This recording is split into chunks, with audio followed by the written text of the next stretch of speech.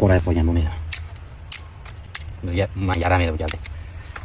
Hurmatli kuzatuvchilar, hozirgi kunda ko'p joylarda xurmolarni payvand qilishlari ketyapti. Biz ham hozirroq agaratimizda xurmo ko'chatlari bor. Xudo xolasa bugun sizlar bilan buni ulashtirib payvand qilishni o'rganamiz. Videoni oxirigacha ko'rsangiz, sizlar ham hovlilarda daraxtinglar bo'lsa, boshqa navga o'tkazmoqchi bo'lsanglar, payvand qilishni o'rganib olasizlar. Bizni yo'qotib qo'ymaslik uchun albatta like bosib, obunani bosib qo'yamiz. Buni qaratingda, birinchi o'rinda mana qilib T shaklida ulaydigan niholchani tanasini sekin yorib olamiz, postini mana.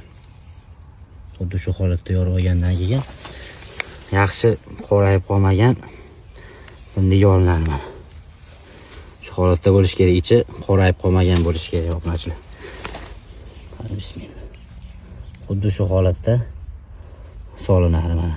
Qo'pga ko'rsatib qo'yingda, xuddi shu holatda daraxtimizni postiga pindilar solib olgandan keyin havo kirmaydigan qilib yaxshilab plyonkada o'rab qo'yamiz. Sekin ko'rsatamiz. Diqqat bilan ko'ramiz qadrdonlar. Qo'rqmasdan qattiq o'rasa bo'laveradi. Bezi yo'q. Havo kirib qolsa o'sha yeri ko'palanglab qurib qoladi.